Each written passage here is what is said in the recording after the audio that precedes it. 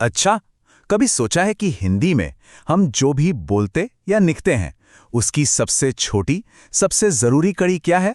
वो है वाक्य। तो आज हम लोग इसी की जड़ तक जाएंगे, समझेंगे कि एक दमदार, सही वाक्य बनता कैसे है और भाई इसके कितने अलग-अलग रूप हो सकते हैं। तो आज का सबसे बड़ा सवाल वो ये है कि आखिर ऐसा क्या जादू है जो बस कुछ शब्दों के ढेर को एक सार्थक यानी मीनिंगफुल वाक्य में बदल देता है। चलिए मिलकर इस पहेली को सुलझाते हैं। तो देखिए, किसी भी भाषा को समझने के लिए ना सबसे पहले उसकी बुनियाद पकड़नी पड़ती है और हिंदी में वो बुनियाद, वो पहली इकाई है वाक्य। परिभाषा वैसे तो बिल्कुल सीधी है, दो या उससे ज्यादा शब्दों का ऐसा ग्रुप जिसका कोई पूरा पूरा मतलब निकलता हो। अब यहां पर जो सबसे काम का शब्द है ना, वो है सार्थक समूह। मतलब शब्द ऐसे जुड़े हों कि कोई सेंस बने, कोई बात समझ में आए। और देखिए, शब्दों का क्रम, उनका ऑर्डर कितना ज्यादा जरूरी है, ये उदाहरण बिल्कुल साफ कर देता है। एक तरफ है सत्य की विजय होती है, एकदम सही सार्थक वाक्य, पर बस इन्हीं शब्दों को जरा सा उलट पलट कर दें, सत्य होती है जीत की, और बस सारा मतलब ही खत्म। देखा, यही फर्क है सार्थक और निरर्थक में। ठीक है, तो ये तो समझ आ गया कि वाक्य क्या होता है, पर सवाल यह है कि ये बनता कैसे है। तो भाई हर एक वाक्य के ना दो मेन हिस्से होते हैं। ये दो हिस्से कौन से हैं? पहला है उद्देश्य, इसको वाक्य का हीरो समझ लीजिए, मतलब जिसके बारे में बात हो रही है। और दूसरा हिस्सा है विधेय, जो ये बताता है कि भाई हमारा हीरो कर क्या रहा है या उसके बारे में क्या बात हो रही है। अब जरा इस उदाहरण को देखिए, इससे सब कुछ शीशे की तरह साफ हो जाएगा। राजू मुंबई में रहता है। यहां बात किसके बारे में हो रही है? राजू के बारे में। तो राजू हो गया हमारा उद्देश्य यानी हीरो, और उसके बारे में क्या बताया जा रहा है कि वो मुंबई में रहता है। बस ये हो गया विधेय, है ना? एकदम सिंपल। बहुत बढ़िया। तो अब आगे बढ़ते हैं और वाक्यों को बांटने का पहला तरीका देखते हैं, जो उनकी बनावट यानी रचना के आधार पर है। इसे हम एक तरह से वाक्य का आर्किटेक्चर या ब्लूप्रिंट भी कह सकते हैं। तो इस बनावट के नजरिए से देखें तो हिंदी में मोटे तौर पर सिर्फ 3 तरह के वाक्य होते हैं। जी हां, सिर्फ 3।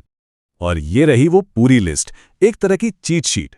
सबसे पहले है सरल वाक्य, नाम से ही जाहिर है, एकदम सिंपल। एक उद्देश्य और एक विधेय, जैसे राजू पढ़ता है, खत्म।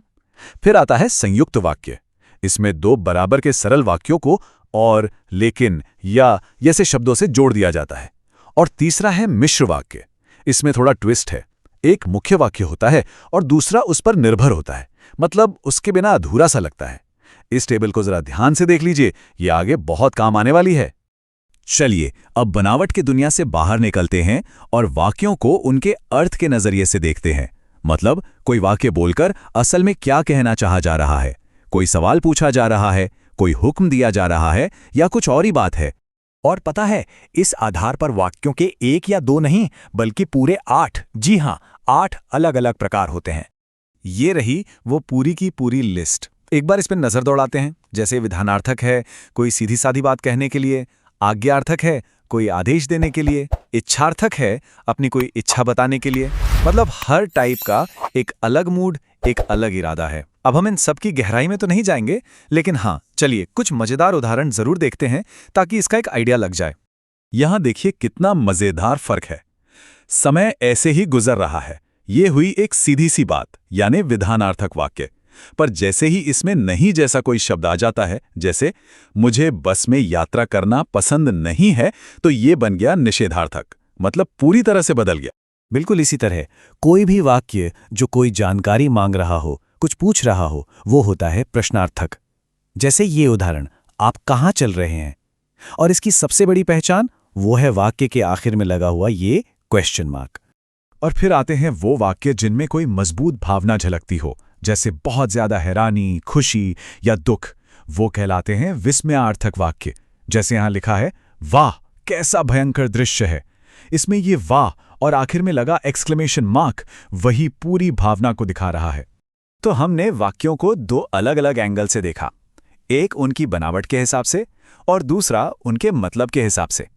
अब सवाल ये उठता है कि इस सारी जानकारी का असल में करना क्या है, इसका इस्तेमाल कैसे होगा। तो अगली बार जब भी कोई वाक्य पढ़ा या लिखा जाए तो सिर्फ शब्दों पर ध्यान ना दें, उसकी बनावट को देखें, उसके पीछे छिपे इरादे को समझने की कोशिश करें। हर वाक्य अपने आप में एक पहेली की तरह है और अब उसे सुलझाने की चाबी हमारे पास है। और जानते हैं, यही तो भाषा की असली खूबसूरती है।